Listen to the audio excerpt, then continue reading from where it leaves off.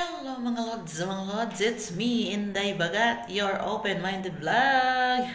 So for today's video, may nag-message po sa akin at ang tanong niya ay tips naman dyan lods kung paano ba kainin. Kasi yung iba daw babae ayaw daw magpakain ng kanilang bibingka. So ano daw yung dapat gawin para naman makatikim siya ng bibingka kasi ginawa na daw niya lahat pero hindi niya daw nasubukan na kusang magpapakain ng bibingka ang kanyang partner, no? So, kung ikaw po ay hindi open-minded, mag-skip the video na lang para iwas naman dyan high blood. Kasi nga, ang mga video ko ay hindi para sa mga taong hindi bukas ang isipan.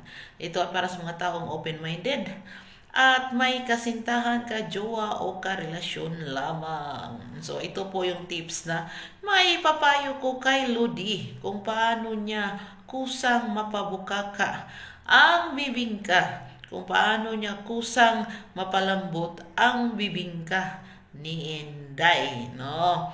So, hindi po lahat ng babae gustong-gusto talaga na kainin. Pero, 99% naman talaga nagpapakain ng bibingka. Siguro, hindi mo lang talaga nakuha ang tamang timpla para yung bibingka na yan ay kusang bububuka.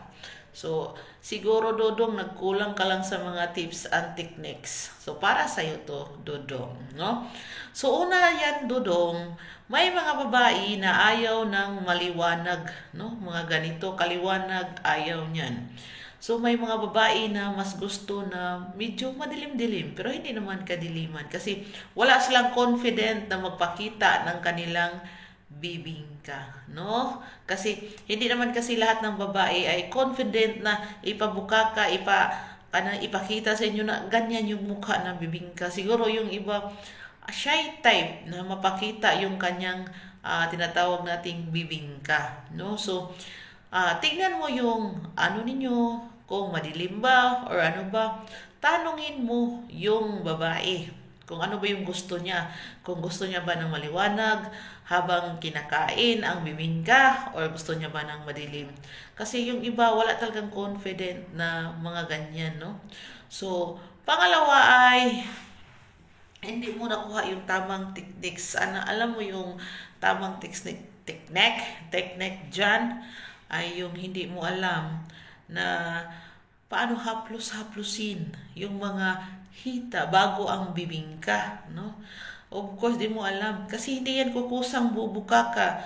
Kung wala siya, parang takot siya sa'yo. Takot siya sa mga ginagawa mo. Parang hindi siya, yung wala bitaw siyang, yung wala siyang trust sa mga ginagawa mo. Parang sa yung ginagawa mo ay hindi nagpapasaya sa kanya. Siguro mag-iba ka ng mga techniques na kung saan makuha mo yung mga yung mga gusto niyang kiliti, Dodong, para mabuka ka naman yung bibingka na yan. At of course, Dong, once na makapasok ka na, once na bubuka ng bibingka, alam mo kung paano kainin ang bibingka. So, ang tips and technique naman dyan ay kailangang patulis yung kain mo dyan. At huwag kalimutan na hindi lang po yung mag-focus ka sa tinatawag nating pasas. No? Hindi lang yun, focus ka lang doon sa pasas. No? Kailangan mo din ikot-ikutin yung tinatawag nating dila mo dong. No? Ikot-ikutin mo yan para naman magkaroon ng mga senses, magkaroon naman ng kiliti ang ibang paligid doon sa bibingka na yan, no? Sa bulaklak na yan. Yung mga dalawang labi ng bulaklak, yung patulis ang at paikot-ikot, no? With matching paikot-ikot. Ay of course, sino ba naman ang hindi gustong magpapakain ng kanilang bibingka kung marunong ka sa mga ganyan, Dodong, no? So sa tamang hagod, tamang timpla, ay nako, hindi talaga yan mapano pag alam mo yan, no? So sana may napulot ka sa munti kong video, Dodong, no? Kung saan kailangan mo talaga tanungin yung babae kung ano yung gusto niya para naman sure ball makatikim ka sa bibingka.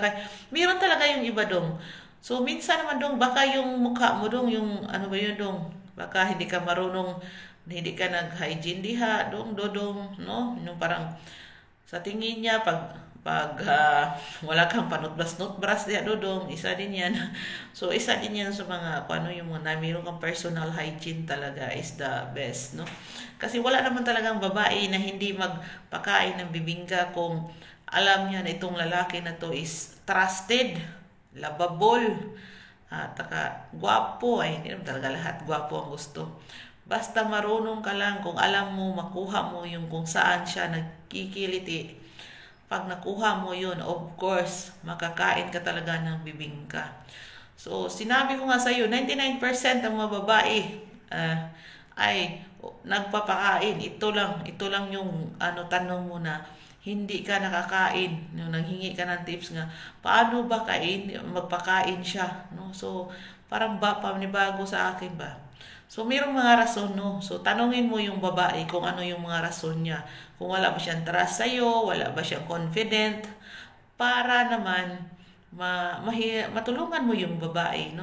So, sana may napulot ka sa muntik kong video sa sunod naman na video.